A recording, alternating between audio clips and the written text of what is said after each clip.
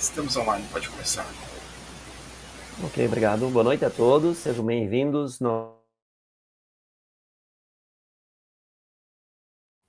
Hoje nós estamos chegando ao 13º canto.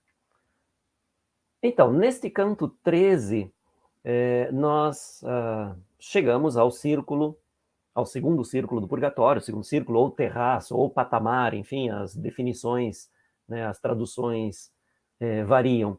Mas neste segundo círculo do purgatório, nós temos a tendência pecaminosa da inveja, que é purificada.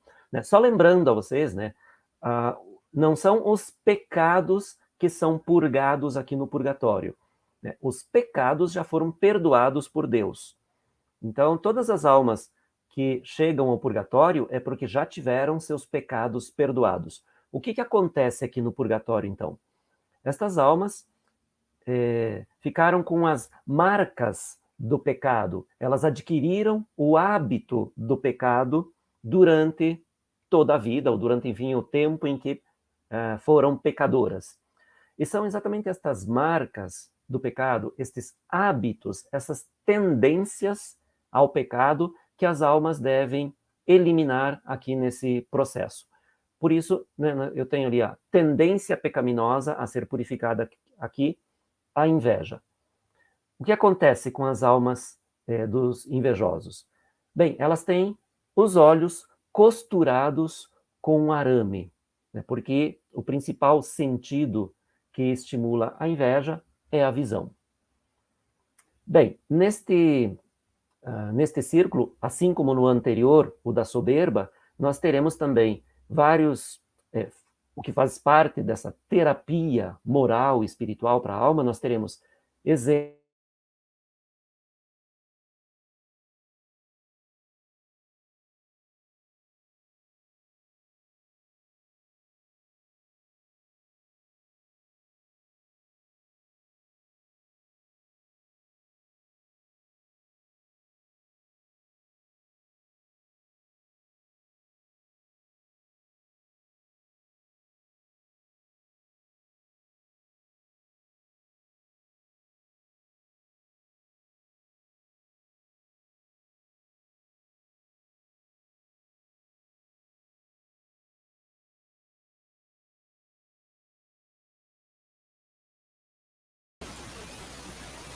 O professor Hernani travou. Vamos ver se ele retorna. É modificado.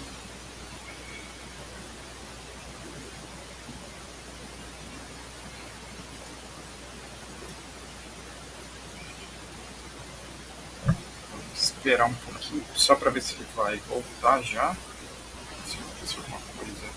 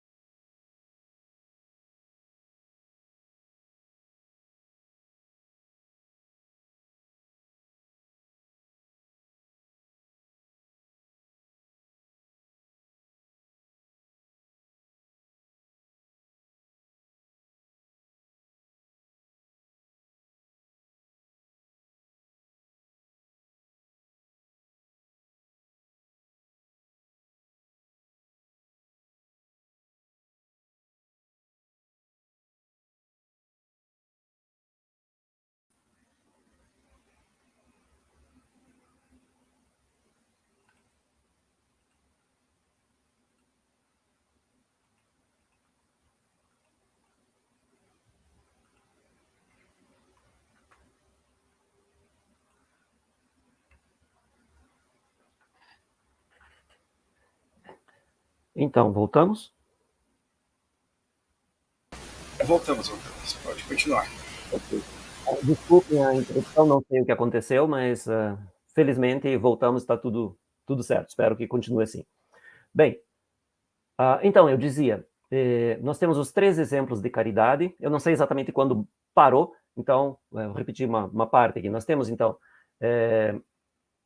os exemplos de caridade, que é a virtude contrária à inveja, que são citados aqui, são, primeiro, um exemplo bíblico, Maria, mãe de Jesus, nas bodas de Canaã, por caridade, por amor ao próximo, para evitar o constrangimento dos noivos, ela chama Jesus e ali Jesus vai realizar seu primeiro milagre.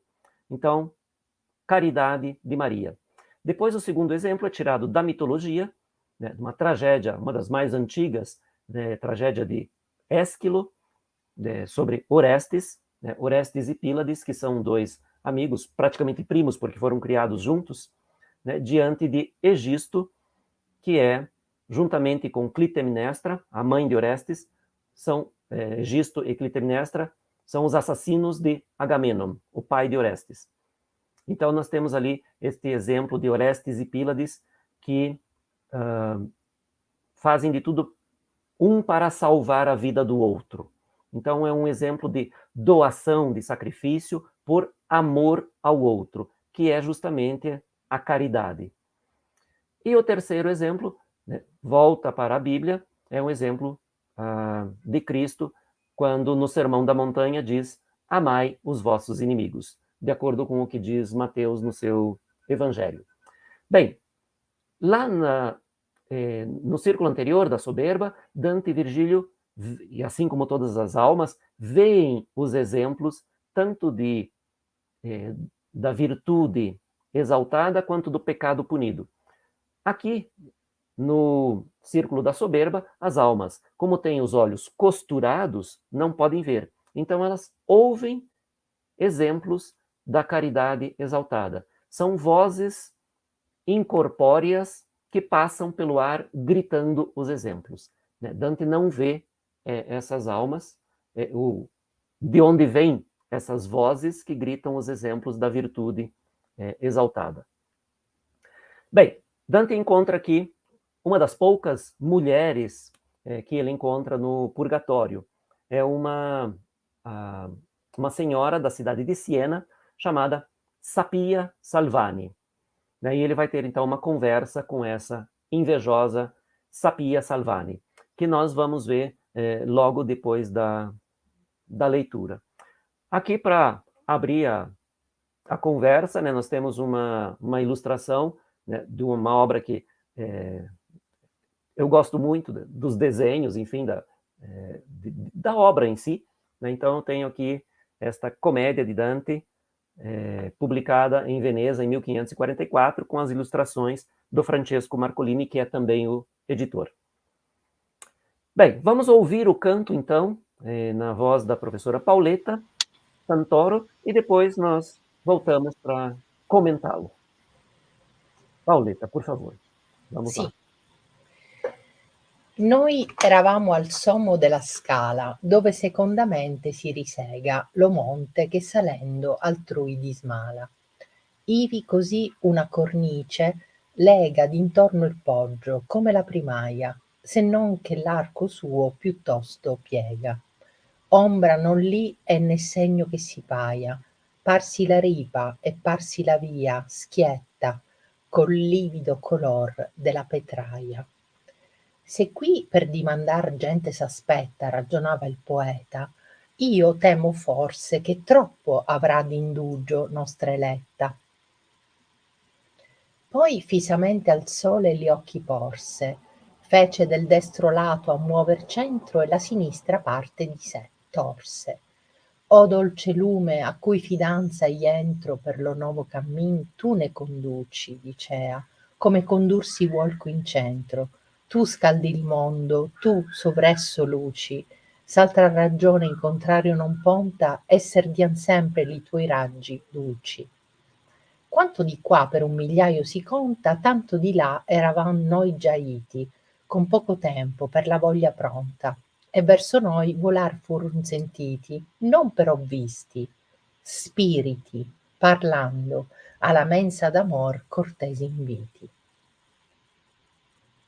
La prima voce che passò volando "Vinum non habent", altamente disse, e dietro a noi l'andò reiterando. E prima che del tutto non si udisse per allungarsi, un'altra il sonoreste passò gridando, e anco non s'affisse. "Oh", diss'io, "padre, che voci son queste?" E com'io domandai, ecco la terza, dicendo: "Amate da cui male aveste". E il buon maestro: "Questo cinghio sferza la colpa dell'invidia, e però sono tratte d'amor le corde della ferza. Lo fren vuol esser del contrario suono. Credo che l'udirai, per mio avviso, prima che giunghi al passo del perdono.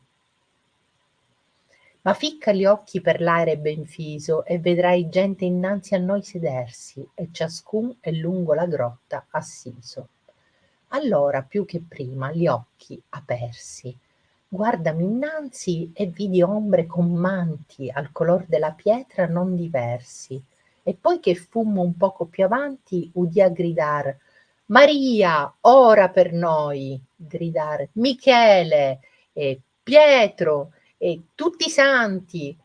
Non credo che per terra vada ancoia uomo sì duro che non fosse punto per compassion di quel ch'io vidi poi, che quando fui sì presso di lor giunto che gli atti loro a me venivan certi, per gli occhi fui di grave dolor munto. Di vil cilicio mi parean coperti, e l'un sofferia l'altro con la spalla, e tutti dalla ripa eran sofferti. Così li ciechi, a cui la roba falla, stanno a perdoni chieder lor bisogna, e l'uno il capo sopra l'altro abballa, perché in altrui pietà tosto si pogna, non pur per lo sonar delle parole, ma per la vista, che non meno agogna. E come agli orbi non approda il sole, così all'ombre, quivi, ond'io parlo ora, luce del ciel di sé largir non vole, che a tutti un fil di ferro i cigli fora, e cusce sì, come a sparvier selvaggio, si fa però che queto non dimora. A me pareva, andando, fare oltraggio, veggendo altrui, non essendo veduto, perch'io mi volsi al mio consiglio saggio. Ben sapevei che volea dirlo muto, e però non attese mia dimanda, ma disse: "Parla", e si è breve e arguto. Virgilio mi venia da quella banda della cornice onde cader si puote, perché da nulla spondasi in ghirlanda. Dall'altra parte m'eran le divote ombre, che per l'orribile costura premevan sì che bagnavan le gote. Volsimi a loro, e "O gente sicura", incominciai, "di veder l'alto lume che il disio vostro solo ha in sua cura, se tosto grazia resolva le schiume di vostra coscienza, sì che chiaro per essa scenda della mente il fiume, ditemi, che mi fia grazioso e caro, se anima è qui tra voi che sia latina, e forse lei sarà buon sì l'apparo. O frate mio, ciascuna è cittadina d'una vera città, ma tu vuoi dire che vivesse in Italia peregrina. Questo mi parve per risposta udire più innanzi alquanto che là dove io stava, ond'io mi fece ancor più là sentire. Tra l'altre vidi un'ombra che aspettava in vista, e se volesse alcun dir come, l'omento a guisa d'orbo in su levava. Spirto, diss'io, che per salirti dome, se tu sei quelli che mi rispondesti, fammiti conto, o per luogo o per nome. Io fui sanese, rispuose, e con questi altri rimendo qui la vita ria, lagrimando a colui che se ne presti. Savia non fui, avvegna che sapia fossi chiamata, e fui degli altrui danni più lieta assai che di ventura mia. E perché tu non creda ch'io t'inganni, odi sì fui, come io ti dico, folle, già discendendo l'arco dei miei anni. Eran li cittadin miei presso a colle in campo giunti coi loro avversai, e io pregava Iddio di quel che volle. rotti fuor quivi e volti negli amari passi di fuga, e veggendo la caccia Letizia prese a tutte altre dispari. Tanto ch'io volsi in su l'ardita faccia, gridando a Dio: «O mai più non ti temo, come fe il merlo per poca bonaccia». Pace volli con Dio in su lo stremo della mia vita, e ancor non sarebbe lo mio dover per penitenza scemo, se ciò non fosse, che a memoria m'ebbe Pier Pettinaio in sue sante orazioni, a cui di me per caritate increbbe.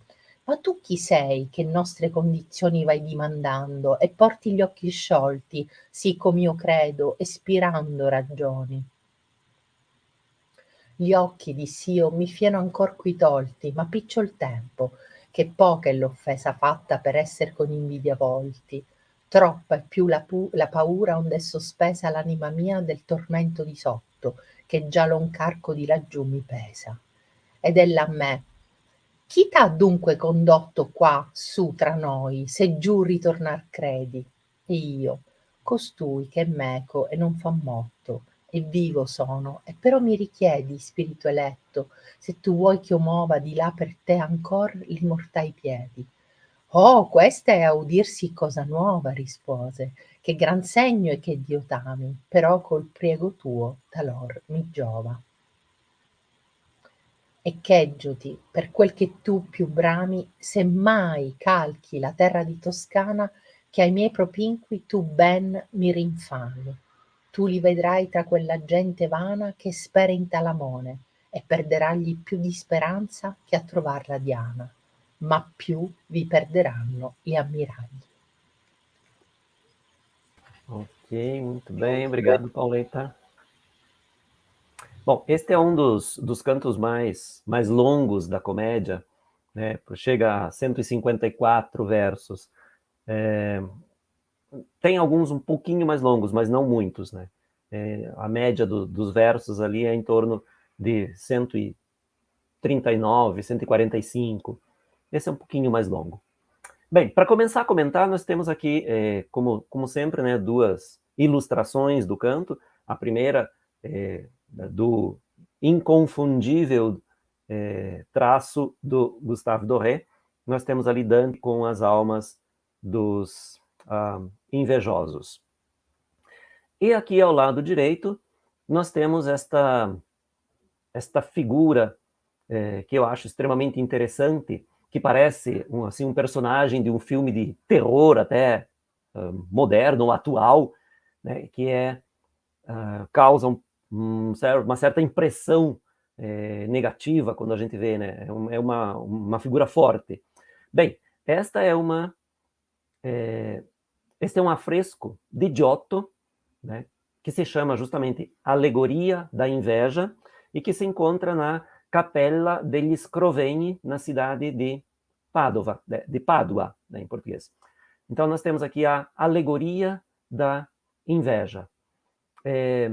Uma senhora já velha, né, já anciã, mas aqui, naturalmente, a palavra mais apropriada é velha, né, um nível um pouco mais baixo de vocabulário, então não anciã, mas uma velha, de cuja boca sai uma serpente, indicando naturalmente o veneno do discurso, indicando o mal. A serpente é sempre símbolo do mal, né? Então aqui indicando o mal, o veneno, enfim,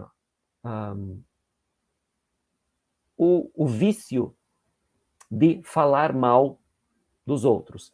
Mas esse veneno do discurso acaba se voltando contra ela mesma, né? E é esse o significado dessa cobra que sai da boca e depois se volta contra ela e lhe ataca os olhos. Né? Ele ataca os olhos porque, né, como eu já disse, os olhos são o órgão por excelência dos invejosos. Né? Depois nós vamos ver sobre a etimologia da palavra inveja, né? Então, nós temos aqui essa serpente que ataca, que sai da boca e ataca os olhos desta velha.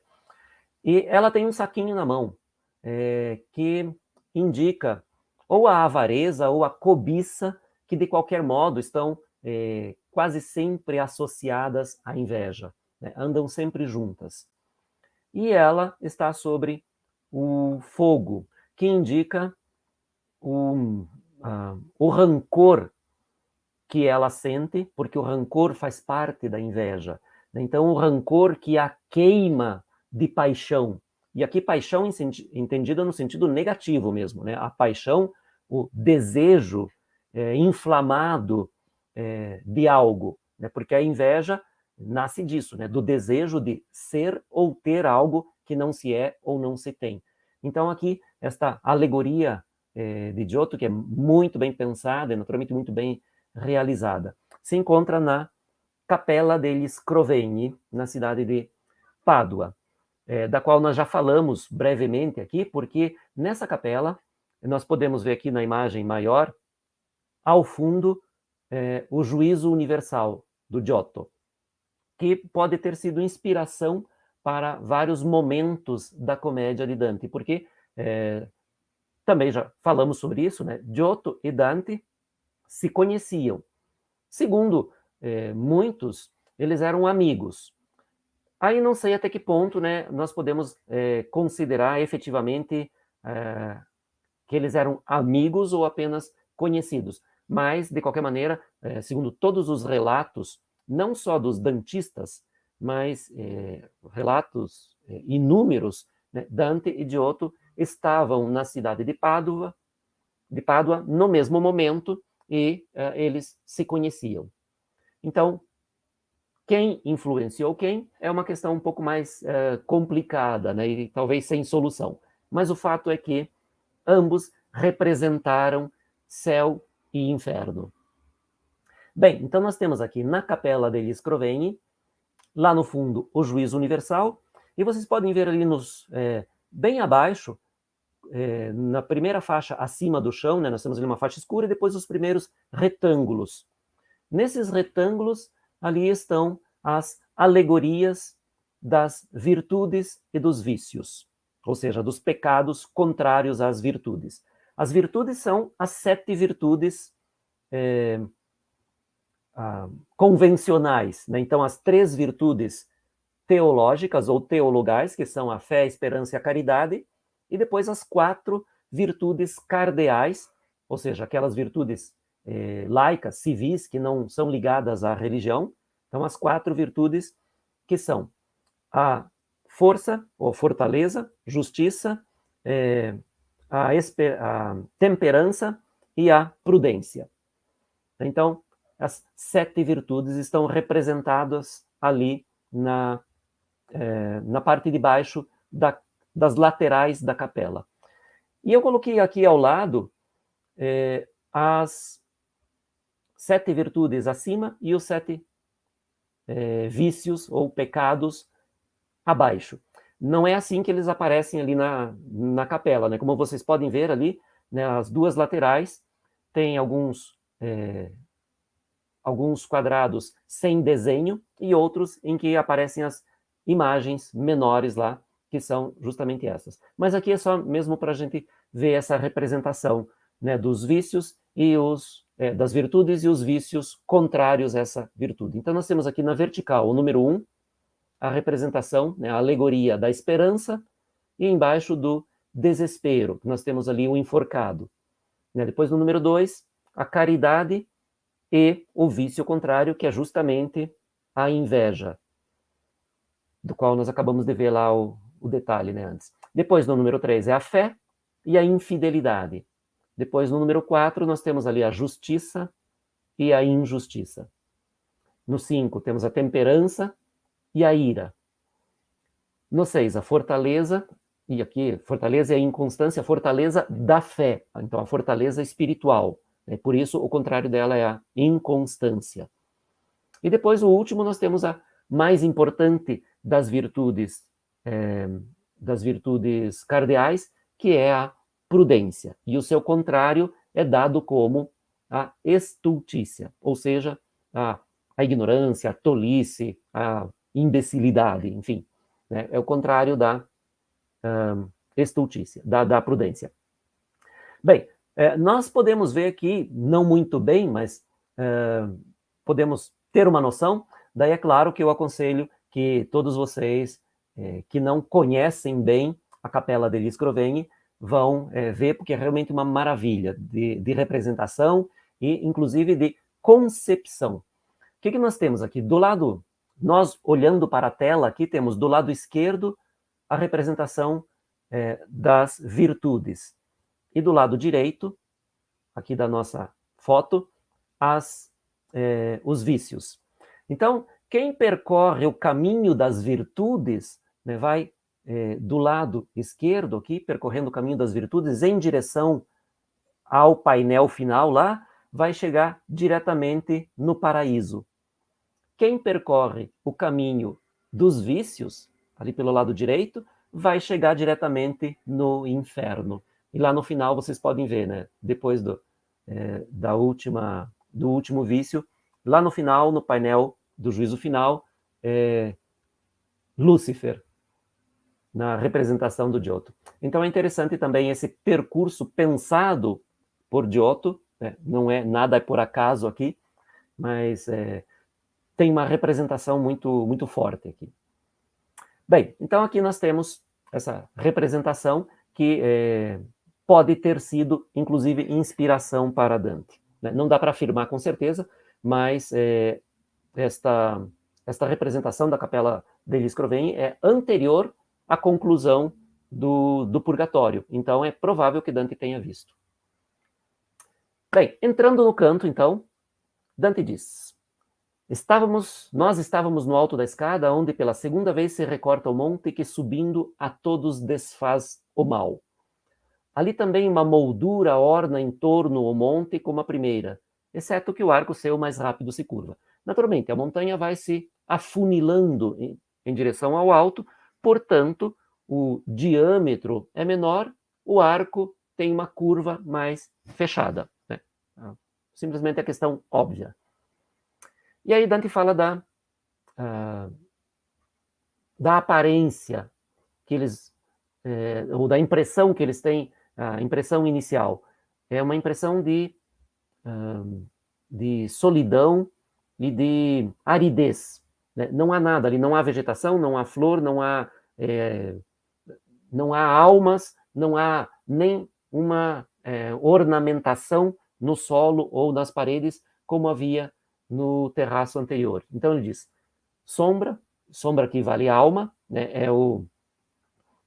a palavra que Dante usa já desde o inferno, né, isso é calcado na definição dos clássicos, né, especialmente Virgílio, no caso de Dante, que chama umbra, né, sombra, em latim, as almas. Então Dante diz ali, sombra não há ali, nem sinal aparente. Então nem sinal, não há nada nas paredes ou no solo, né? Esse tipo de sinal, de representação artística.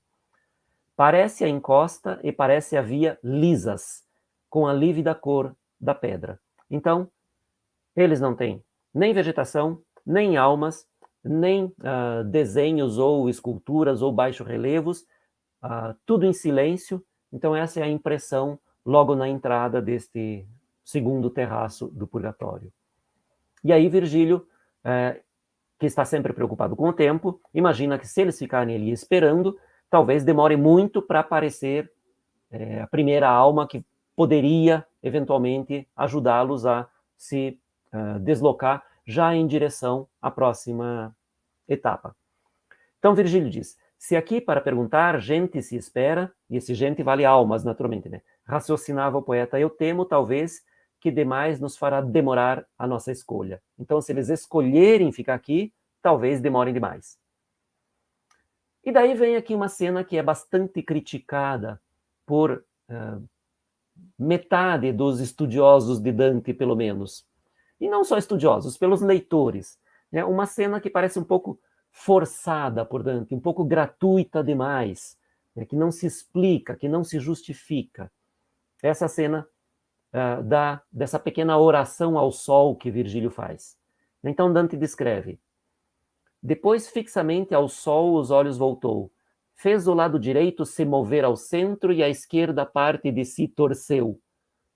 Bom, esse movimento aqui, já um dantista, séculos atrás, faz uma crítica dizendo que Virgílio faz um movimento que tem algo de ginástico, mais do que de poético.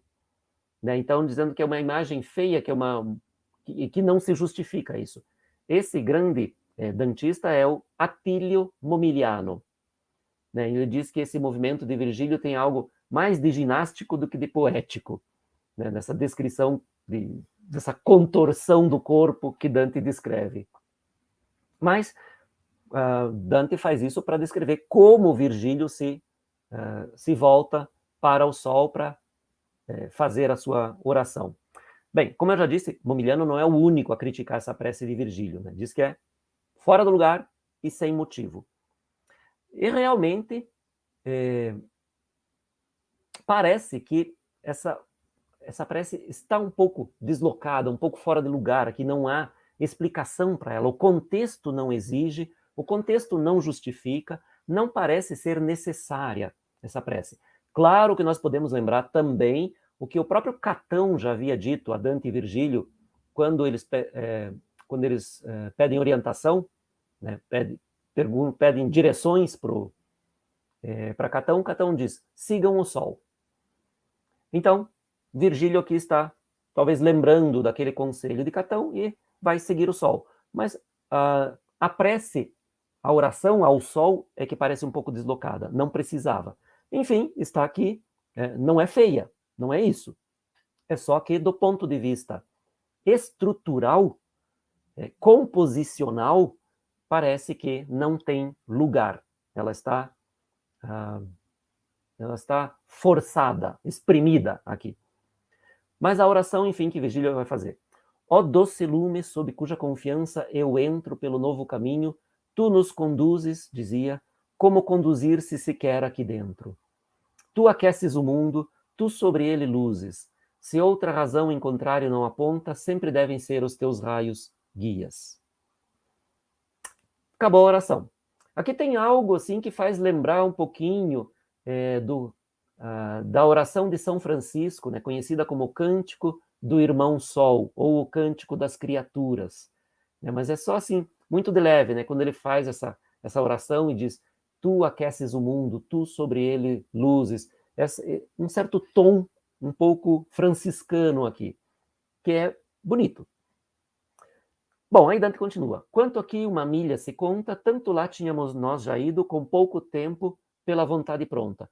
Então estão caminhando rápido porque não veem nada, não encontram almas, então vão adiante caminhando por esse terraço porque sabem que a um certo ponto necessariamente devem encontrar algo ou alguém. E em nossa direção voar ouvimos, não vistos, porém, espíritos falando, à mesa do amor, corteses convites. Bem, então, eles não, como Dante diz, eles não veem, eles só ouvem estas vozes, e Dante imagina que são espíritos que passam voando, recitando estes exemplos de virtude, da caridade. E aqui nós temos o desenho do Federico Zuccari, é um detalhe, né? O desenho é maior do que isso, eu peguei só o detalhe no momento, ou na representação, exatamente destes 3 exemplos de caridade que nós vamos ler já em seguida, né? Já vimos na leitura da professora Pauleta e vamos ver logo em seguida aqui no detalhe da tradução. Então nós temos ali 3 círculos ali, né? Um grande e 2 pequenos. O grande representa o primeiro exemplo de virtude, que nós vemos ali pessoas em volta de uma mesa e alguém ali com um jarro, enchendo o jarro de água. Então ali naturalmente representa o primeiro milagre de Cristo, a transformação da água em vinho nas bodas de Caná. Abaixo nós temos uma representação que é um pouco difícil de interpretar, mas tendencialmente é Cristo dizendo amai os vossos inimigos. Então, convidando a distribuir amor como solução para os conflitos. Então, não pagar o mal com o mal, mas pagar o mal com o bem. Ao ódio, retribuir amor. esta é a solução para o mundo, né, segundo os evangelhos. E no círculo menor, que está dentro do maior lá, nós temos a representação lá de Egisto, em pé, perguntando aos dois que estão ajoelhados qual deles é Orestes. Então, este é o detalhe da representação do Federico Zuccari. E ali ao lado nós temos os versos, né? Porque o Federico Zuccari, quase sempre, ou melhor, sempre nesses desenhos, ele coloca alguns dos versos que dão origem ao seu desenho, à sua representação. Então, nós temos ali justamente os versos que se referem aos exemplos, né? Cada exemplo toma um terceto, né? Então, o primeiro exemplo é este aqui. A primeira voz que passou voando, vinum non habent, altamente disse, e atrás de nós o foi reiterando. Então, aqui, naturalmente, Dante usa bastante o latim, especialmente quando ele retira versos ou frases ou expressões da Bíblia, né, ele usa diretamente o latim. Então, vinum non habent, que normalmente nós traduzimos como não temos vinho. Embora aqui não seja a primeira pessoa do plural, seja a terceira, né? Literalmente, eles não têm vinho. Então, referindo-se aos noivos e aos pais dos noivos, enfim, que recebiam os convidados e que, naturalmente, o fato de ter acabado o vinho era uma situação constrangedora para eles. Então, Maria, para evitar esse constrangimento, e talvez com a sua visão, visão de mãe, visão profética, enfim, com uma visão maior, chama Cristo para comentar sobre esse problema. E aí Cristo transforma a água em vinho. Então, aqui por uma questão de caridade de Maria, que quer evitar esse sofrimento, esse constrangimento aos noivos e pais. Então, o primeiro milagre de Cristo, motivado pela caridade de Maria. Bom, o segundo exemplo. E antes que de todo não se ouvisse por afastar-se, então antes que essa primeira voz se afastasse totalmente a ponto de não ser mais ouvida, outra, mais forte, passa gritando, eu sou Orestes. Passou gritando e também não parou. Bem, Orestes, nós já conversamos sobre Orestes porque ele é um personagem que Dante admira, né? Orestes é originalmente um personagem da literatura grega clássica, antiga, né? Especialmente do primeiro grande tragediógrafo grego, né? Por muitos considerado o inventor, né? O pai da tragédia grega, que é Ésquilo. O Ésquilo escreve uma trilogia, justamente que se chama a Oresteia, né, composta, então, se é uma trilogia, composta de 3. Né? Então, a primeira, que é intitulada Agamenon, que é o pai de Orestes, e que conta o retorno de Agamenon da guerra de Troia e o seu assassinato. Ele é assassinado por sua mulher, Clitemnestra, com o amante Egisto. Então, a primeira tragédia do Ésquilo, Agamenon, conta exatamente isso, como Agamenon é assassinado por sua mulher, Clitemnestra, e o amante Egisto. Na segunda dessas tragédias, intitulada Coéforas,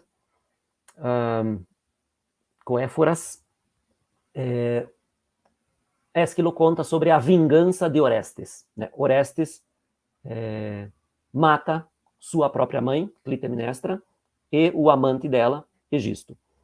E a terceira, que é chamada Eumênides, que conta depois, claro, Orestes é perseguido pelas Eríneas, e que o amaldiçoam e que o perseguem, e na terceira das tragédias, que se chama Eumênides, a resolução final, o perdão de Orestes. Bem, o que nos interessa aqui é especialmente o fato, né, de que é por amor fraterno, portanto, amor ao próximo, amor ao outro, que é exatamente a definição uma das definições de caridade. Então, o que acontece? Orestes foi afastado do seu reino e foi criado pelo rei da Fócide, pai de Pílades. Então ele cresceu junto com Pílades, que é seu amigo, praticamente primo, e eles, para vingar a morte, o assassinato de Agamenon, eles vão atrás de Egisto e Clitemnestra. Mas eles são capturados e Egisto quer matar Orestes. Então ele pergunta, qual dos dois é Orestes? E aí os dois, cada um querendo salvar o outro, respondem, eu sou Orestes. Então é esse exemplo de caridade, de sacrifício pelo outro, amor pelo outro. E é um exemplo de grande valor para Dante. Dante se refere muito a esse exemplo de caridade e de amizade. Bem, depois o terceiro exemplo retorna à Bíblia. E aí é o exemplo de Jesus, né, no Sermão da Montanha, quando diz que deve-se amar os próprios inimigos. Bem, Dante pergunta que vozes são estas, Virgílio vai responder. Este círculo açoita a culpa da inveja, e por isso são tiradas de amor as cordas da chibata. E o freio deve ser do contrário som. Creio que ouvirás, na minha opinião, antes que chegue ao passo do perdão. Bem, então, o que acontece aqui? Virgílio, que já entendeu muito bem de que se trata, diz a Dante, que parece um pouco mais ingênuo, né? Dante se faz de ingênuo aqui, mas é assim que Dante, autor, retrata o seu avatar personagem, né? Um pouco ingênuo. Então, Virgílio vai dizer, como aqui se purificam as almas da tendência pecaminosa da inveja, estes exemplos de caridade fazem referência à virtude contrária à inveja. E o freio, quando ele diz que o freio deve ser do contrário som, significa que o contrário, o freio, bom, vamos explicar aqui, né? Ele diz, as tiradas de amor, ou são tiradas de amor as cordas da chibata. Então ele quer dizer que o que impulsiona, o que estimula, são tiradas de amor. Então são exemplos de amor, esse amor fraterno, amor caridade, amor pelo outro, né? Amor, caridade. Então esses são os exemplos que estimulam. Assim como, por que ele diz chibata então? Porque ele está dando a ideia aqui de um cavalo, de um cavaleiro, né, que estimula o cavalo a seguir com a chibata. E o freio do cavalo é o contrário. Então aqui o freio dessa tendência pecaminosa é o exemplo da inveja punida. E ele diz, creio que o ouvirás antes de chegar ao passo do perdão. Então Virgílio diz creio, mas na verdade provavelmente ele tem certeza de que eles vão ouvir os exemplos de inveja punida antes de subir ao próximo círculo. Bem, então aqui é interessante, né, que os soberbos, apesar da dificuldade da posição, eles precisavam olhar os exemplos de humildade esculpidos na parede da montanha. E depois olhar os exemplos de soberba punida espalhados pelo chão. Os invejosos, que têm os olhos costurados, não veem, mas ouvem. Né? E eles não veem porque, como eu já disse, né, o principal sentido que estimula a inveja é a visão. Inclusive, etimologicamente, né, a gente já vai chegar aí.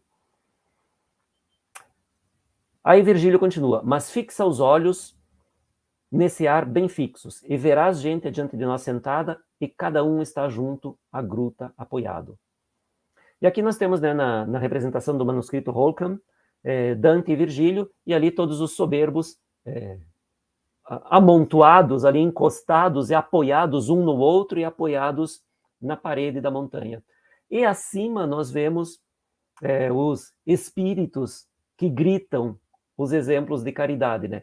Então aqui a representação da miniatura é um pouco diferente do que o Dante diz no texto, né? Porque no texto essas vozes são incorpóreas, então, e os espíritos que as gritam, são invisíveis. Né? E aqui na miniatura nós podemos ver ali os espíritos flutuando acima. Né? Bem, um outro detalhe interessante aqui. Virgílio diz, fixa os olhos e verás. Bem, olhos, verás. O verbo ver e a referência aos olhos e ao olhar é muito frequente. Eu nem contei, mas há inúmeras referências aqui ao olhar e ver e aos olhos, né? Justamente como um contraste à punição dos invejosos, que é ter os olhos costurados, ou seja, não ver. Então, mais do que antes, os olhos abri, olhei à minha frente e vi sombras com mantos da cor da pele não diferentes. Então, vejam, essas almas, Dante as descreve como vestidas com mantos que têm a mesma cor da pele, da pedra, desculpem, mantos que têm a mesma cor da pedra. Então, até essas almas estão quase invisíveis aqui, um pouco mimetizados, né, um pouco disfarçados, camuflados, né, na mesma cor da montanha. Justamente esses invejosos que sempre usaram o sentido da visão, agora estão ali quase invisíveis. Bem, e o que eu falei da etimologia aqui, né? Inveja ou invídia, que também é uma palavra da língua portuguesa, né? Embora muita gente não conheça, invídia em português é sinônimo de inveja. Claro que é um sinônimo muito menos usado, é um sinônimo um pouco mais áulico e um pouco mais antigo, mas é uma palavra da língua portuguesa também, que é idêntica, exceto pelo acento, né? É idêntico ao italiano, né? Invidia, que vem do latim invidia, ou invidea, com i ou com e, né? E isso vem do verbo, ou da junção, né? do in, que é um prefixo negativo, então que significa não, ou sem, ou mal. Então a gente tem aqui esse prefixo in e o verbo videre, ver. Reunindo, então o que significa? Não ver, ou ver mal, ou olhar torto, olhar com má intenção, ou seja, olhar com um rancor motivado pelo sentimento de inferioridade. Então é daí que vem invídia, de olhar mal. E é justamente daí que vem também, tanto em português quanto em italiano, essa ideia de mal olhado, né? Esta, como dizer, capacidade que a crendice popular, que o folclore atribui a certas pessoas de lançar uma espécie de carga negativa, azar, ou mais forte até uma maldição nos outros através do olhar. Então esse é o mal olhado. Em italiano, il malocchio. Né? Então é exatamente isso, vem justamente daqui, deste mal olhar. Claro que aqui a gente tem a diferença, né, entre o olhar mal, com L, e o mal olhado, mal com U, né, mas os dois têm origem aí nesta junção do latim, né, in com videre, ver mal, olhar mal. E daí vem então a inveja, olhar com rancor motivado pelo sentimento de inferioridade. É isso a inveja. Bem, por isso, a pena que Dante inventa para os invejosos é essa de ter os olhos costurados. E depois que fomos um pouco adiante, eu via gritar, Maria, orai por nós, gritar Miguel e Pedro e todos os santos. Então aqui faz parte, né, das litanias da Igreja Católica, fazer essas orações pedindo que Maria e os santos intercedam pelas almas. E aí Dante se comove pela a piedade que essa visão desperta nele, no seu espírito. E ele diz: não creio que na terra haja ainda homem tão cruel que não fosse movido por compaixão por aquilo que eu vi depois. Então, compaixão. Dante se comove, se sente a piedade dessas almas. Por quê? Agora ele explica, né, que quando cheguei mais perto deles, que os gestos seus eu distinguia certos, pelos olhos grave dor manifestei. Então, quando ele chega perto e ele vê efetivamente a situação destas almas, Dante diz, pelos olhos grave dor manifestei. Então, ele sente essa dor e ele chora. Esse dor manifestei quer dizer, chorei. Então, aqui é assim, quase disfarçado no meio do canto todo, é que Dante manifesta a sua catarse, a sua comunhão com essas almas, a sua participação e, portanto, a expiação do pecado da inveja nele mesmo, Dante, pela compaixão, pela comunhão, pela catarse, a identificação com o sofrimento dessas almas, a empatia com essas almas. Então, é nesses versos aqui, breves, né, mas ele diz que pela dor, grave dor, ele também chora. E aí ele começa a descrever, né? De vil estopa me pareciam cobertos, e um sustentava o outro com o ombro, e todos pela encosta eram sustentados. Então aqui a gente tem mais uma representação do Federico Zuccari, né, em que nós temos ali Dante e Virgílio em dois momentos diferentes, né, à esquerda e depois à direita, diante destas almas que estão sentadas, encostadas na encosta, na parede da montanha.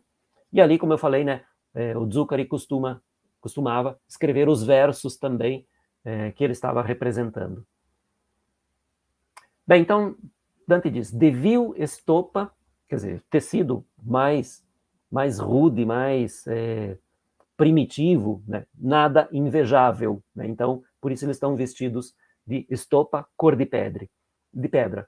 E aqui vejam que estas almas que, muito provavelmente durante a vida, odiavam os outros, ou se não odiavam, pelo menos tinham um sentimento bastante negativo em relação ao próximo, em relação aos outros, aqui todos se sustentam um ao outro, né? Estão apoiando um ao outro fisicamente, mas também moralmente e espiritualmente, estão se apoiando um ao outro. Então eles passaram desse sentimento de ódio, de rancor, de inveja, justamente, a esse sentimento de fraternidade, de caridade, que é o amor pelo próximo. E aí Dante diz, obviamente, né, mantendo a coerência com a imagem que ele representa, assim os cegos, aos quais tudo falta, então, para o perdão, a pedir o que precisam, e um a cabeça sobre o outro apoia. Então ele fala dos cegos, e essa deveria ser uma imagem bastante comum nas cidades medievais, que os doentes, os miseráveis que se reuniam, especialmente diante das igrejas, para mostrar toda a sua miséria, todo o seu sofrimento, a sua condição, enfim, para tentar despertar a piedade naqueles que os viam. Então é isso que ele diz aqui, né? Os cegos aos quais tudo falta para o perdão, a pedir o que precisam, um a cabeça sobre o outro apoia. Para que aos outros a piedade logo aumente. Então, quer dizer, quem vê, não vê um só pobre, sofredor, mas vê um grupo. Então a piedade aumenta. E aumenta, daí ele diz, né, não somente pelo soar das palavras, não somente pelo que dizem, pedem estes pobres e doentes, mas pela vista que não menos angustia. Então, é claro, qualquer um que tenha um sentido de humanidade, que tenha um sentido de empatia, quando vê uma pessoa sofrendo, ou, enfim, um mendigo pedindo ajuda, pedindo comida, tem um determinado sentimento, mas você vê um grupo todo, provavelmente a tristeza é maior, digamos, de uma certa maneira proporcional ao número. Né? Então, é isso que Dante está dizendo aqui. E continua falando, então, dos cegos, né? Ele diz, como aos cegos não chega o sol, assim as sombras daqui, de onde eu falo ora, luz do céu de si conceder não quer. Então, o céu não concede luz a eles. Que a todos um arame de ferro, os cílios fura e costura, como a gavião selvagem se faz quando este quieto não se comporta. Então, vejam, aqui Dante fala de duas coisas extremamente tristes. Primeiro, esta imagem que ele dá das almas dos invejosos que têm as pálpebras costuradas com arame.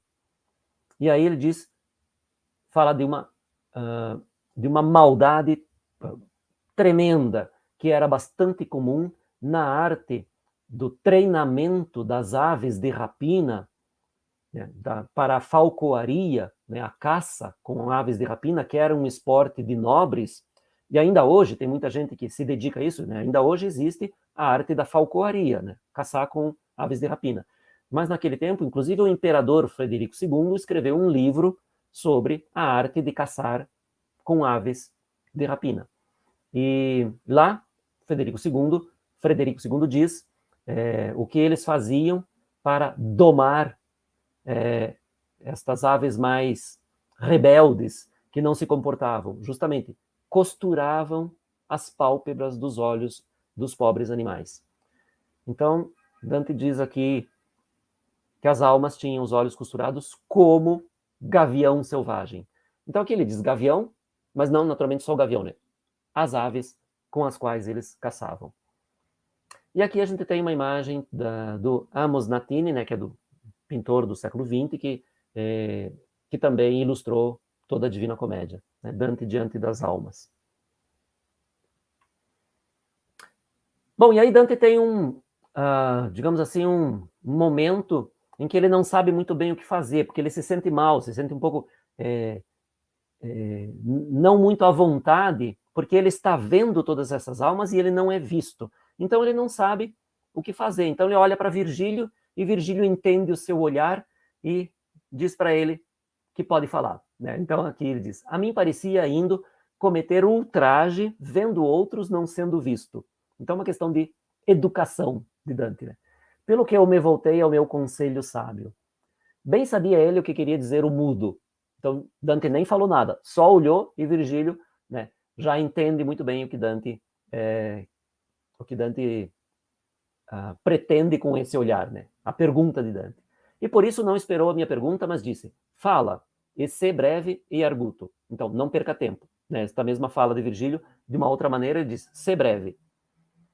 Virgílio me vinha daquele lado da cornija, do qual se pode cair, porque por nenhum anteparo é protegido. Então, Virgílio vem do lado que leva, se alguém cair, lá para a cornija, para o terraço, para o círculo dos soberbos. Né? Então, Virgílio aqui protege Dante para que Dante não caia. Do outro lado estavam as devotas sombras, que pela horrível costura espremiam tanto que banhavam as bochechas. Então, vejam, as lágrimas, embora eles tenham as pálpebras costuradas, eles choram tanto que as lágrimas pressionam tanto as pálpebras que acabam saindo, não só saindo, jorrando, né, banhando as bochechas. A situação aqui é praticamente a mesma daquela de Dante, que Dante acabou de dizer que ele também chorou ao ver o sofrimento destas almas. Então esse é mais um dos elementos que associam o comportamento e o sentimento de Dante a essas almas, que nos permite dizer que naquele momento ali atrás, quando eu indiquei, Dante está fazendo o seu processo de purificação através da empatia, da catarse, da identificação com o sofrimento dessas almas. Dante entende, sente e se arrepende do seu próprio comportamento, embora ele vai confessar aqui daqui a pouco, né, que inveja não é o seu pecado mais característico. Bem, aqui nós temos mais uma miniatura, esse de um manuscrito La Comédia, né, mas é conhecido como manuscrito Urbino Lateranense 365, né, que se encontra na Biblioteca Vaticana em Roma.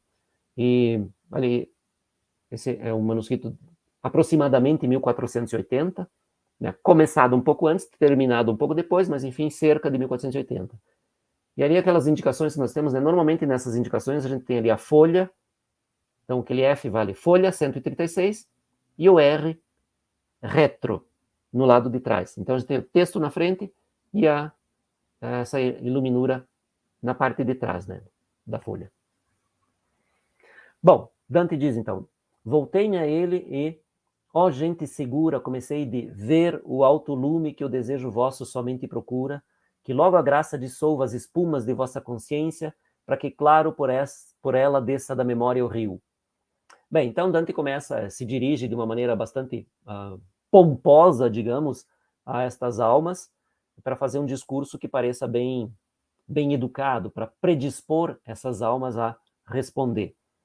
Então, embora agora estas almas sejam cegas, Dante diz: gente segura de ver o alto lume que o desejo vosso. Então, estas almas, embora estejam cegas nesse momento, têm a certeza de que vão chegar a ver Deus, né? O alto lume, vão ver Deus.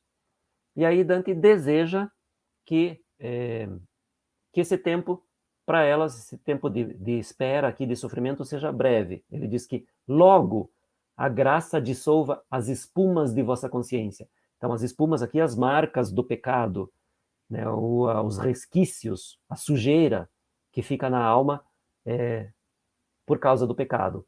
Então, que a graça dissolva as espumas de vossa consciência, para que claro por ela desça da memória o rio. Então, que fique somente as memórias boas e se apaguem todos os sinais e as manchas do pecado. E aí ele faz a pergunta, então, que ele quer realmente fazer, né? Dizei-me, para que me seja gracioso e caro, se há alma há aqui entre vós que seja latina, e talvez para ela seja bom se eu a encaro. Bem, esse latino aqui, né, nós já conversamos várias vezes, né? Latino aqui vale italiano. Então ele quer saber se há uma alma italiana ali entre aquelas. E aí ele vai ter uma resposta bem interessante. Ó meu irmão, todas são cidadãs de uma verdadeira cidade. Mas tu queres dizer que tenha vivido na Itália, peregrina. Então a resposta é bem interessante, né? Porque esta alma diz que todas as almas que estão aqui no purgatório são cidadãs de uma mesma cidade, de uma única cidade, da verdadeira cidade, que é a cidade eterna, a cidade da felicidade eterna, o paraíso, que em muitos textos, naquela época, se chamava a Jerusalém Celeste. Dante usa também esse termo várias vezes, né? Jerusalém Celeste, e inclusive a Roma Celeste, algumas vezes, significando a cidade celeste, o paraíso. Então, é dessa cidade que todas as almas são cidadãs. E aí ela diz, mas tu queres dizer que tenha vivido na Itália peregrina. Então, como peregrina? Porque uma concepção absolutamente difundida e consolidada em praticamente todo o pensamento medieval é de que esta vida que nós temos na Terra é um momento passageiro de preparação para outra vida. Então, aqui na Terra, durante a vida, nós somos peregrinos, ou seja, estamos passando, viemos de Deus, Deus cria a alma, né, na concepção da religião cristã, Deus cria a alma, e depois dessa peregrinação pela Terra, a alma retorna a Deus. Então, por isso, ela diz ali que tenha vivido na Itália como peregrina. E aí Dante diz, isto me pareceu por resposta a ouvir mais adiante de onde eu estava, e eu me desloquei até lá para escutar. Então ele não tem bem certeza de onde veio, ele diz pareceu, né? Mas ele, de qualquer maneira, vai um pouco mais para frente para ver qual alma respondeu. Entre outras, vi uma sombra que esperava à vista.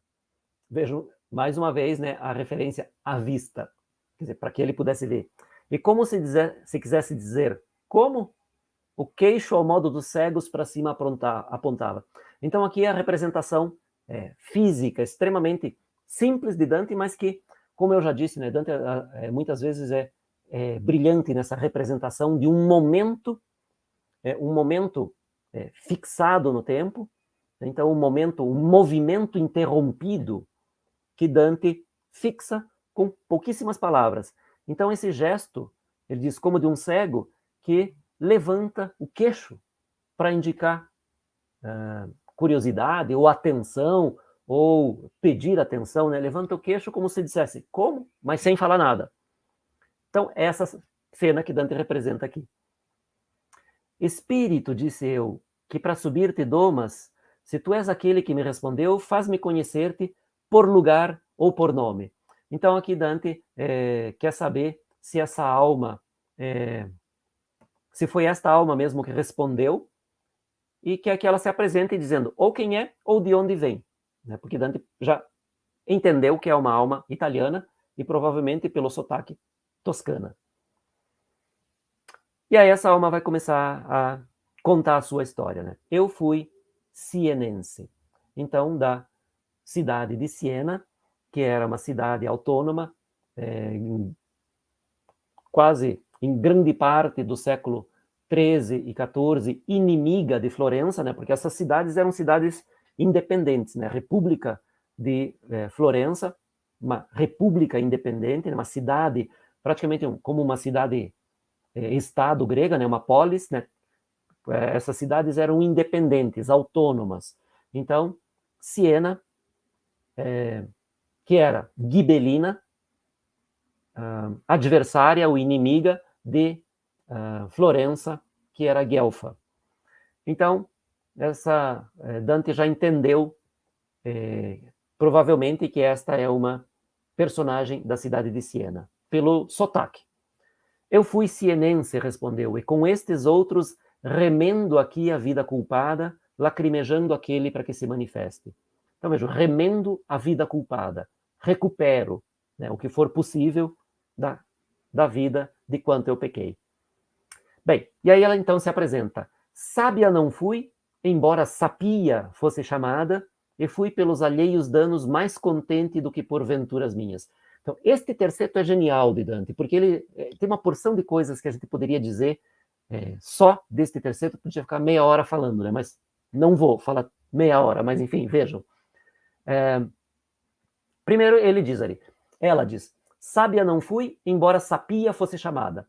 Então ela está fazendo referência aqui a esta ideia muito difundida, já entre os clássicos, mas depois confirmada e consolidada durante praticamente toda a Idade Média, né, até o século XIV, XV.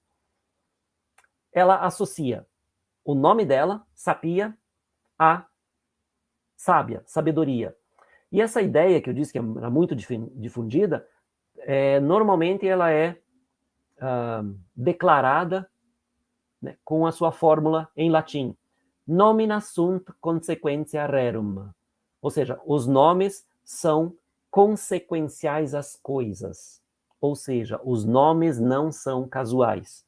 Os nomes, os substantivos que definem as coisas, segundo o pensamento clássico e depois o medieval, na grande maioria, esses nomes derivam da observação atenta da coisa.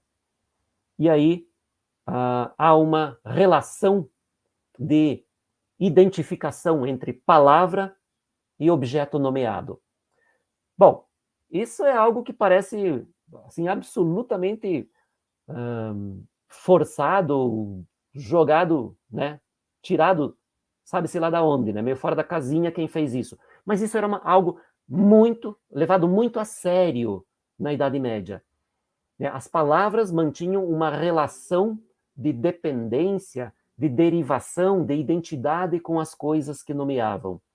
E assim, também os nomes das pessoas. Não que os nomes tivessem uma relação a partir da observação das características, etc. Não, porque os nomes eram dados antes, enquanto a pessoa ainda era bebê. Mas o nome da pessoa era dado como uma espécie de de augúrio para que essa pessoa correspondesse ao nome que lhe foi dado. Então, o desejo era esse. Por isso,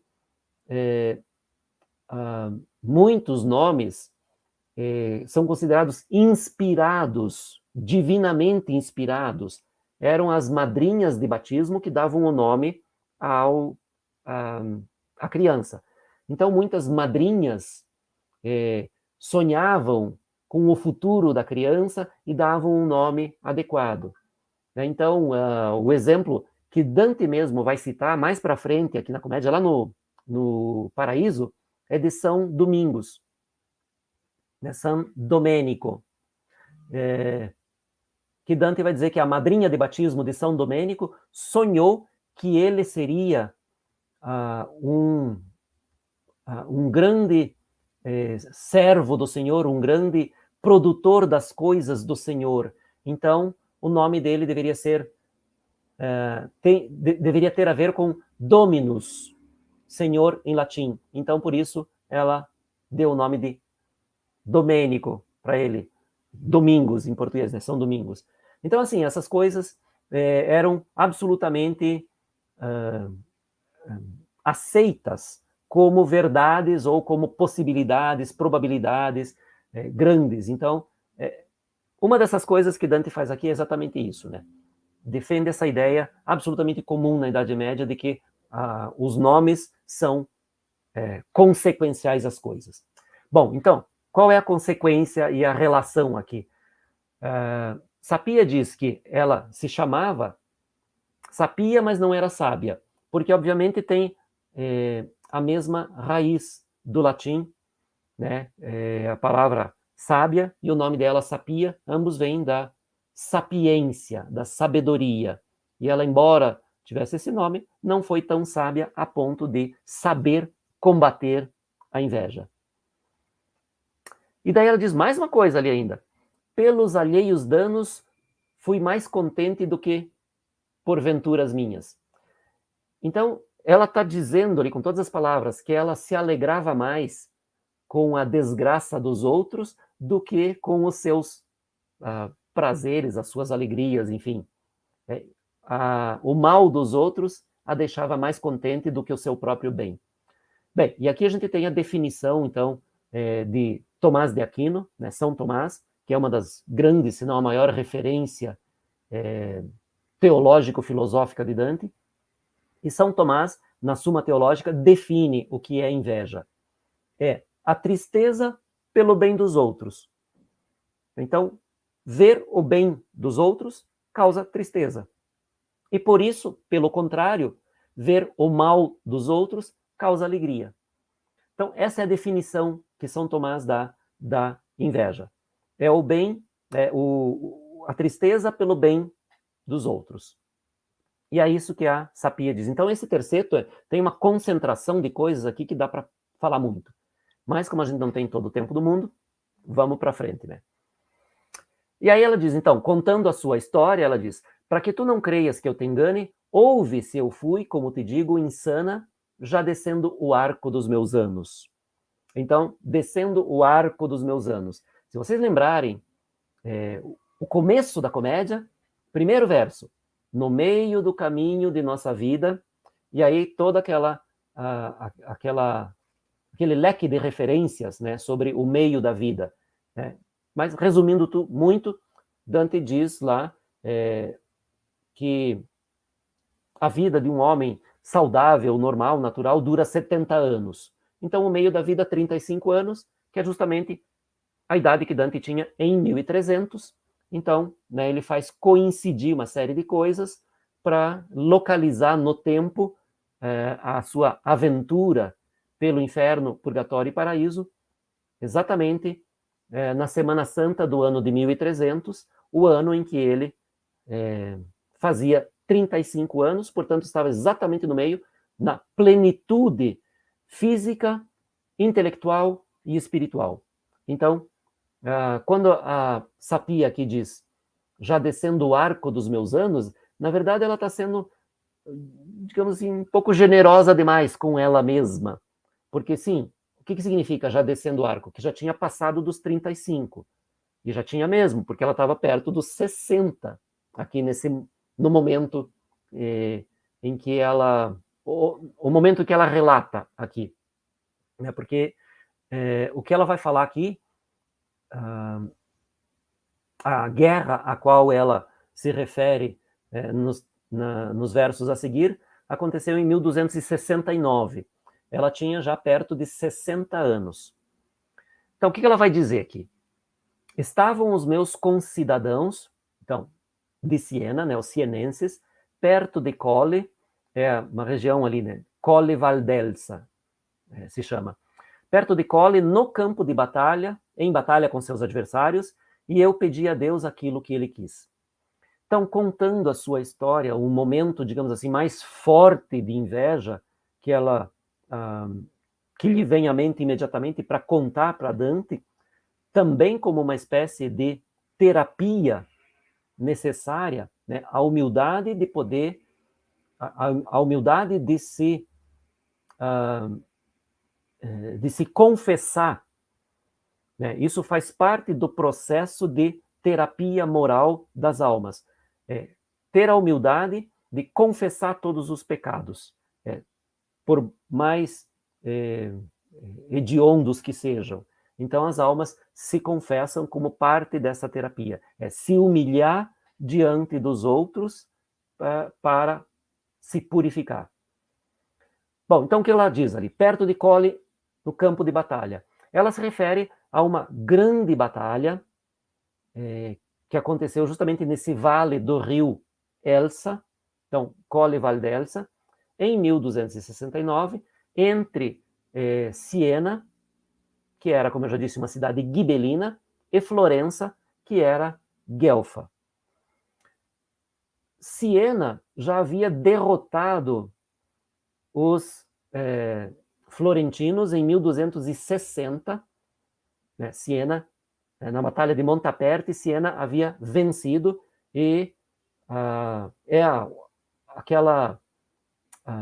aquela situação que nós já comentamos bastante, em que Siena arrasa Florença, acaba com o exército de Florença, e o Provenzano Salvani, que nós encontramos na semana passada, o Provenzano Salvani é um daqueles que propõe a destruição total de Florença.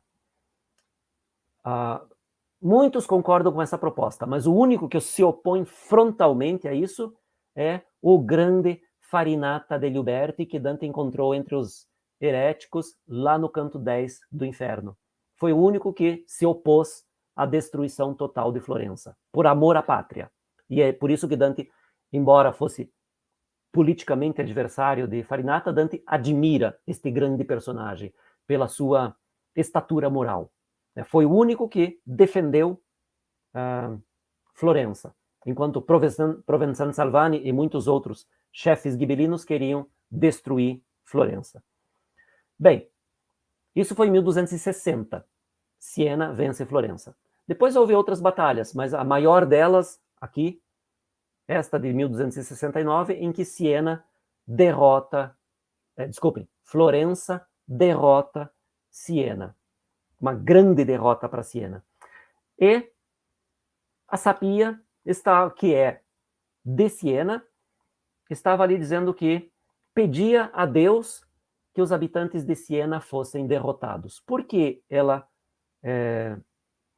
pede a Deus que a sua própria cidade seja derrotada?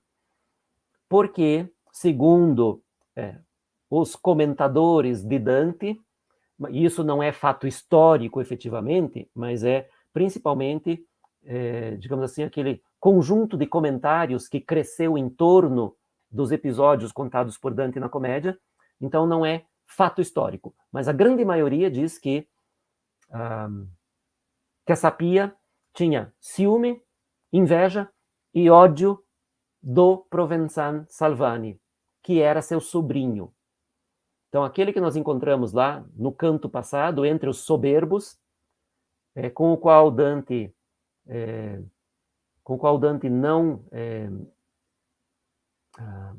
não conversa, mas enfim, ele é indicado lá, o grande líder do exército de Siena, que derrotou Florença naquela batalha de 1260, mas aqui em 1269 teve a sua...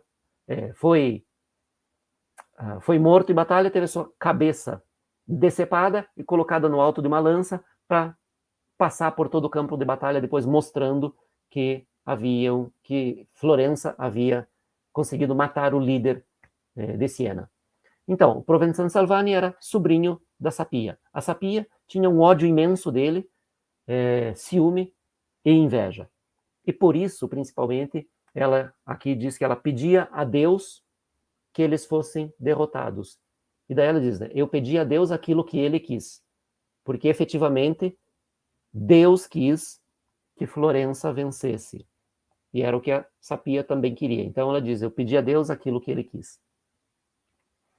Derrotados foram ali e se deram em amargos passos à fuga.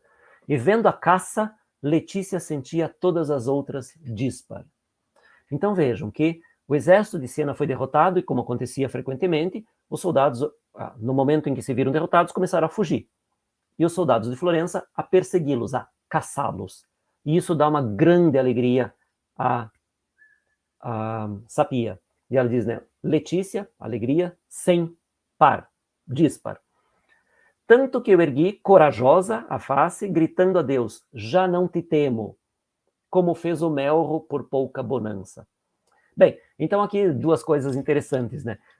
O fato de ela, numa atitude, digamos assim, bastante temerária e bastante ofensiva, naturalmente, a Deus, né, ela se volta a Deus e diz, visto que aconteceu aquilo que eu queria e que eu te pedia, falando com Deus, né, que eu te pedia, agora já não me importa mais nada. Pode acontecer o que for, eu já estou satisfeita. Eu queria ver Siena derrotada e Siena foi derrotada. Então, já não te temo. Então, esta ofensa e desafio, né, que ela faz a Deus, que depois acabam se tornando arrependimento e perdão de Deus. Né? Ela se arrepende, pede perdão, se arrepende realmente, verdadeiramente, porque senão ela não estaria aqui. E Deus, naturalmente, a todos aqueles que se arrependem legitimamente, Deus perdoa. Então ela já está aqui, por isso ela está aqui no purgatório. E aí ela diz ali uma coisa interessante, né? Como fez o Melro por pouca bonança. O que significa isso? Bom, aqui Dante fala de uma lenda que era contada de várias formas, né? Contada em novelas, contada em poesia, cantada, enfim, uma daquelas lendas sobre o pássaro, o Melro, que é um pássaro totalmente preto, né? Mas qual era a lenda do Melro, aqui que Dante refere? Que diz, a Deus já não te temo, como fez o Melro por pouca bonança. O mito narra que o Melro, que era uma ave branca, havia acumulado uma grande quantidade de comida no mês de dezembro, porque tinha dificuldade em conseguir comida no mês de janeiro, que era o mais frio do ano. Então ele acumulava comida em dezembro para não precisar sair do ninho e procurar comida em janeiro. Bem, janeiro naquele tempo tinha 28 dias. Isso faz parte da história, né? Da lenda, né? Então, janeiro tinha 28 dias. Acabado o mês de janeiro, a temperatura começa a esquentar, e aí o Melro, saindo do ninho, vê que já está mais quente, portanto, acabou o inverno, e aí ele tem o atrevimento e nessa ideia precipitada, ele diz, em algumas versões ele fala com Deus, em outras ele fala com o próprio mês de janeiro, dizendo, já não te temo, porque acabou o inverno. Bom, e aí, irritado com isso, e aí também as duas versões, ou Deus, ou o próprio mês de janeiro, personificado, né, nas lendas e nas fábulas isso acontece, então, o mês de janeiro personificado se irrita com esse atrevimento, pede emprestado 3 dias do mês de fevereiro e faz desses 3 dias os mais frios do ano. Então, aí, janeiro passa a ter o dia 29, 30 e 31, os 3 dias que ele emprestou de fevereiro, e que são folcloricamente entendidos como os 3 dias mais frios do ano na Itália. Então, essa é a lenda a qual Dante se refere aqui. O Melro, vendo que o inverno tinha acabado, diz isso ao mês de janeiro, ou a Deus, né, e aí depende da versão, já não te temo. E aí Deus, ou janeiro, empresta 3 dias de fevereiro, torna esses 3 dias os mais frios do ano, e aí o Melro tem que se esconder de novo, e ele acaba se escondendo dentro de uma chaminé por 3 dias. Fica lá 3 dias sem sair. E quando sai, ele está todo preto por causa da fuligem, e aí vai ser preto para sempre. Bom, até hoje em dia, os 3 últimos dias de janeiro são chamados na Itália i giorni della merla, né, os dias do Melro, considerados os 3 dias mais frios do ano. Então, até hoje tem essa como dizer, crendice popular, né, que os 3 últimos dias de janeiro são os mais frios do ano, e se chamam os dias do Merlo. Então, é a isso que Dante faz referência aqui. Bem, nós temos aqui uma pintura a óleo, né, do Adeodato Malatesta, que representa ali Dante e Virgílio e, em primeiro plano, ali do lado direito, Sapia. E aí ela acaba a sua história, né, ou ela continua a sua história, né, ela diz que se arrependeu, né? Paz quis com Deus no extremo da minha vida. Então, se arrependeu, foi perdoada, fez as pazes com Deus. Mas ela vai continuar dizendo ali que, como ela se arrependeu só no final da vida, ela não deveria estar ainda aqui no purgatório, deveria estar no antepurgatório. Então ela diz, e ainda não seria o meu dever de penitência diminuído, se não fosse pela memória de Pier Pettinaio, nas suas santas orações, que de mim, por caridade, teve pena.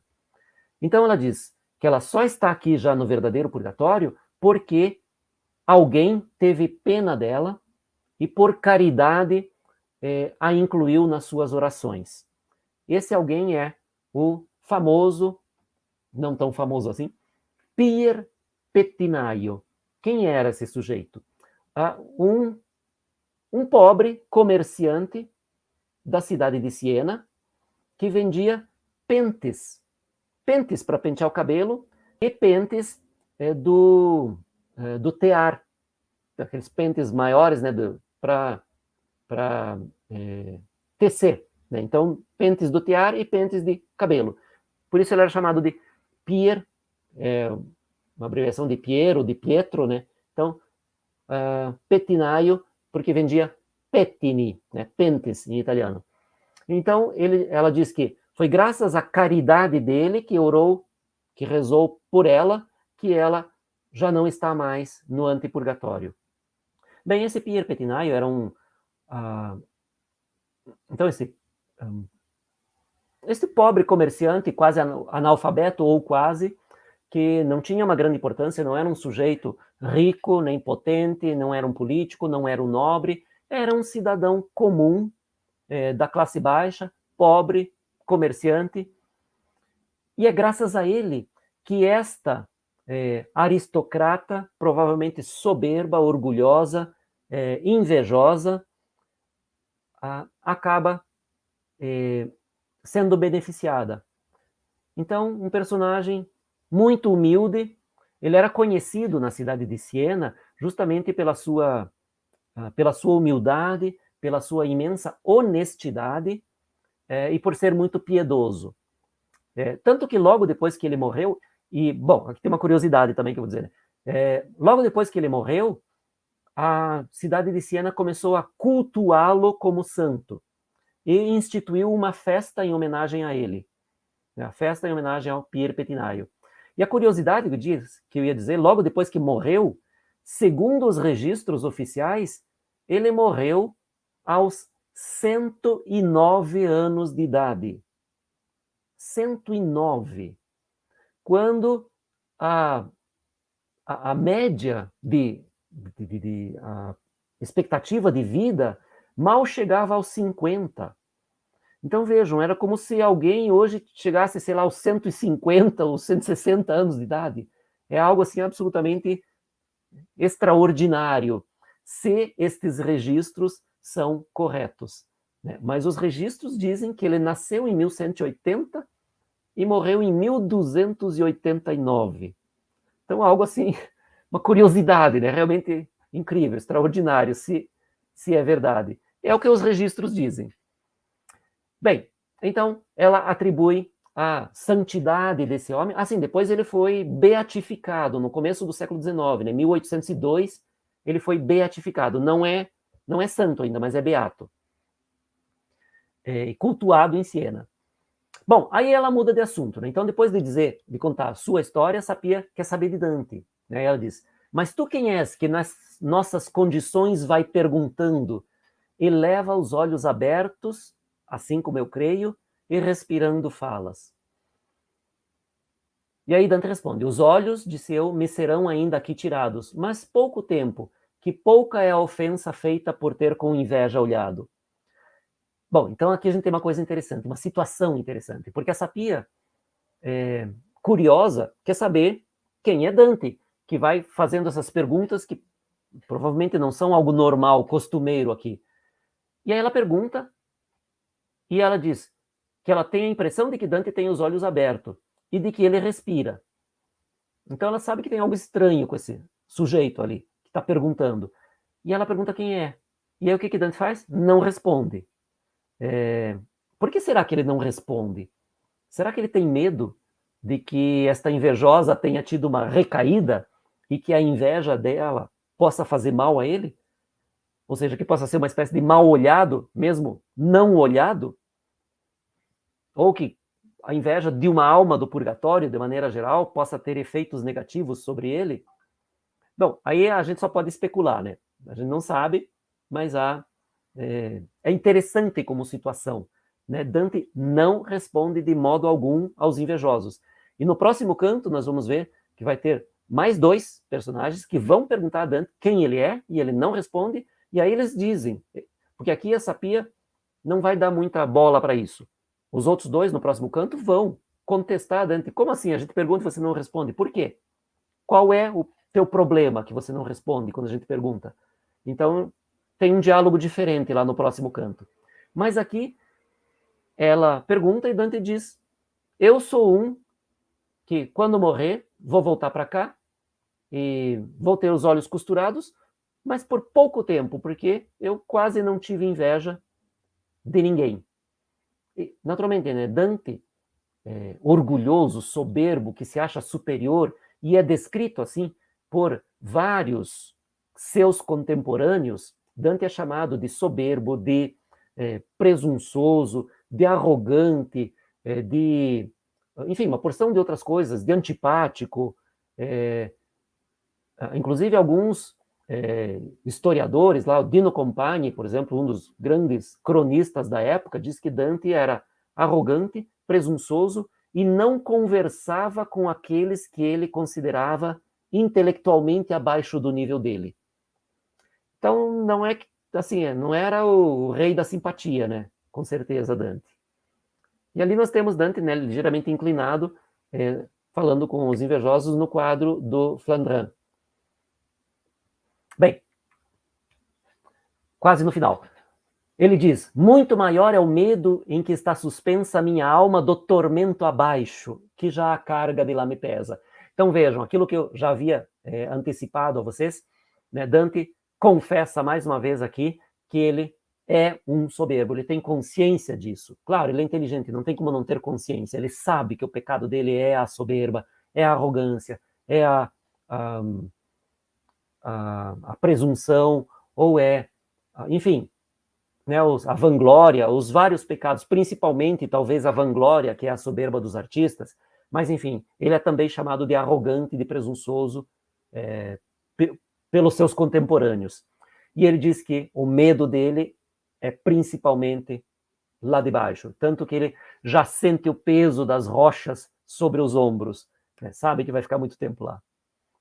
E aí essa pia, então, visto que ele não responde bem quem é ele, ela pergunta: quem então te conduziu aqui em cima entre nós, se crês retornar abaixo? Então, mais uma pergunta desta invejosa ou ex-invejosa que vai ficar sem resposta, né? Ela pergunta: quem te conduziu? Ou seja, quem foi teu guia? Vejam que novamente aparece a questão do guia, né? Sempre é uma coisa importante para todas essas almas aqui. E aí Dante faz o quê? Responde, mas não responde, né? A resposta que ele dá não diz absolutamente o que essa pia pergunta. Quem te conduziu? E ele responde: aquele que está comigo e não diz nada. Que tipo de resposta é essa? Não diz absolutamente nada. Só confirma que tem alguém ali junto com ele que está calado. Mas não dá nenhuma informação útil, né? E aí ele muda de assunto. E aí ele diz: e vivo sou. Parece que ele não quer apresentar Virgílio. Talvez pensando que causaria inveja, não sei, mas ele não quer apresentar Virgílio. E aí ele diz, então, mudando de assunto: vivo sou, e por isso pede-me, espírito eleito, se queres que eu mova lá por ti ainda os mortais pés. Então, ele informa que está vivo e que pode fazer um favor a esta alma, e talvez a outras, né, se elas quiserem. E aí, encerrando o canto, ela vai dizer: oh, esta é coisa tão nova a se ouvir. Respondeu: que grande sinal é que Deus te ama. Por isso, com tua oração, quando possível, ajuda-me. Então, descobrindo que Dante está vivo, e que lhe é permitido passear vivo ali entre as almas e depois voltar ainda, ela percebe a extensão, ou enfim, a magnitude do amor de Deus por Dante. E aí ela diz, então: ore por mim quando for possível. E, além disso, ela pede ajuda, né? Te peço, pelo que tu mais desejas, se um dia pisares a terra da Toscana, que aos meus próximos tu me refaça fama. Então ela quer que Dante... Parece que ela não percebeu que Dante também é toscano, o que é algo estranho, porque pelo sotaque ela tinha que reconhecer Dante como florentino, não só toscano.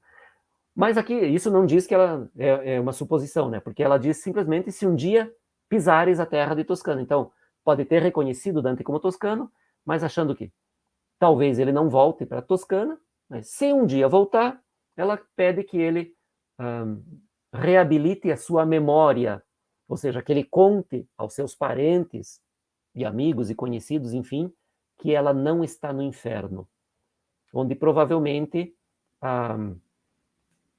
a ideia geral era colocava, né?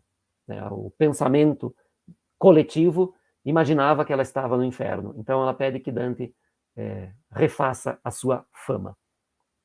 E aí ela diz onde encontrar os seus parentes ou amigos ou conhecidos, enfim, principalmente parentes, né? A gente entende aqui. Tu os verás entre aquela gente frívola que espera por Talamone e perderá mais por esperar do que de encontrar o Diana. Mas mais perderão ali os almirantes. Bom, então aqui, se a gente não tem um contexto, isso aqui é absolutamente hermético, né? Não dá para entender estes últimos 4 versos se nós não temos as referências. Então, primeiro ela vai dizer, a família dela está ali entre aquela gente frívola. Então é assim que ela denomina os habitantes da cidade de Siena, como caráter geral, né, de Siena, gente frívola, que espera por Talamone, então que tem esperança. O que é Talamone? Bem, Siena não tinha saída para o mar.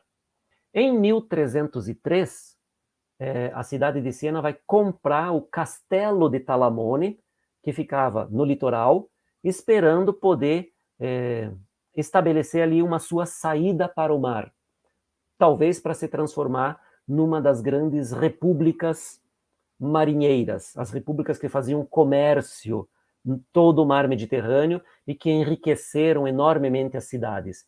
As 4 principais eram Pisa, Amalfi, Gênova e Veneza, as 4 grandes repúblicas marinheiras que faziam comércio com o Oriente, em todo o mar Mediterrâneo. Então, a ideia geral que talvez Siena quisesse imitar principalmente Pisa, ter um grande porto ali, montar uma marinha consistente. Então, por isso, a referência a esta gente frívola que espera por Talamone, comprando aquele castelo, e a cidade de Siena daí gastou uma fortuna para comprar aquele castelo com o terreno em volta, né? Uma fortuna, e não conseguiram nada, porque a terra era muito difícil, não havia nada naquela terra, não, era uma terra pantanosa, infestada pela malária, e que, apesar de muito investimento financeiro e muito trabalho, muito esforço, muito tempo despendido ali, os sienenses não conseguiram transformar aquilo num porto praticável. Então foi um desperdício enorme, um projeto totalmente furado, um desperdício enorme de tempo e de dinheiro. Então, é isso que ela fala da sua cidade. Então, perderam tempo e dinheiro em Talamone, e perderão mais ainda por esperar. Esse esperar não é só de tempo, é de ter esperança. Perderam mais ainda do que o tempo e o dinheiro que despenderam tentando encontrar o rio Diana. E aqui era uma lenda que dizia que existia um rio subterrâneo que atravessava grande parte da Toscana e que passava debaixo da cidade de Siena. E como eles tinham problemas ali com o abastecimento hídrico, então seria, se fosse verdade e eles tivessem achado tal rio, seria um recurso fantástico para o desenvolvimento da cidade. Mas, na verdade, esse rio não existia. Então, eles gastaram também muito tempo e muito dinheiro procurando este rio mitológico, esse rio lendário, inexistente, e muito dinheiro e tempo desperdiçado também nessa tentativa de construir um porto que lhes permitissem desenvolver a marinha e, portanto, enriquecer. Então é isso que ela diz aqui, né? Talamone e Diana. E diz que mais perderão ali os almirantes. E aqui é absolutamente sarcástico, né? Os almirantes de uma marinha inexistente. Então, além de perder o dinheiro, vão perder a esperança, né? de ser ou de ter os almirantes.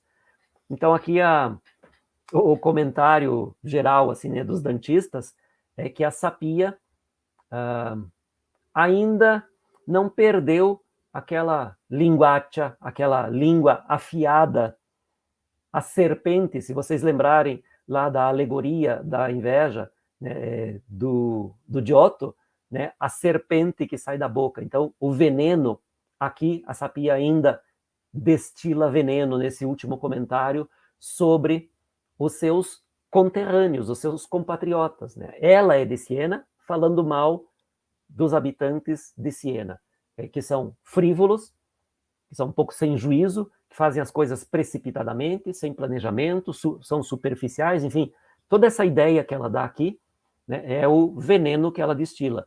Então, quer dizer, ela não está ainda num estágio muito avançado de purificação espiritual. Não se livrou ainda muito das suas tendências pecaminosas, das quais a inveja é a principal, mas não é a única. Então, né, o fato dela estar... começou... Lembrem que ela começou o discurso lá quando Dante pergunta se havia algum italiano, e ela diz, irmão, todas nós, almas, somos cidadãs de uma verdadeira cidade. Então dá a impressão, por esse discurso, de que ela já está num estágio mais avançado, né, pensando todos como irmãos, somos todos iguais, etc. Parece um discurso mais humilde. Mas aqui ela mostra que ainda não está tão evoluída assim. Né? Então, acaba o canto dessa maneira um pouco mais ácida, com o sarcasmo, com o veneno da Sapia destilado sobre a cidade de Siena. Óbvio que aqui é Dante, né? Esse veneno, quem está destilando é o florentino Dante sobre a sua inimiga Siena. Né? É o Guelfo Dante destilando o seu ácido, o seu veneno sobre a Ghibellina Siena. Então, aqui Dante coloca nesse discurso da Sapia todo o seu, como dizer, todo o seu, a sua amargura e todo o seu veneno mesmo, o seu ácido, né, com relação à cidade que sempre foi a grande adversária de Florença. E assim acaba este canto, né, mais um dos cantos, né, acaba de uma maneira um pouco mais divertida do que começou, né, naquela solidão, naquela aridez, e aqui acaba com esse discurso um pouco mais, digamos assim, um pouco mais forte, né, da Sapia, um pouco mais colorido esse discurso, né, embora colorido mais para o lado da fofoca, falando mal, mas isso também faz parte, né, Dante lá no inferno faz um pouco disso, e aqui também mostra que as almas do purgatório, quando estão num estágio menos evoluído ainda, continuam sendo estas línguas afiadas, né, queste linguace. Né. E assim a gente acaba, então, o canto, né, esperando que tenham gostado, e nos encontramos na semana que vem, ainda com os invejosos, né, numa situação, e num canto que talvez seja um pouco mais divertido do que esse, um pouco mais, assim, diversificado, enfim. Né? O canto da semana que vem é bem legal. Então a gente se vê lá, uma boa semana para vocês, boas leituras, divirtam-se e se cuidem, e até sexta. Tchau, tchau.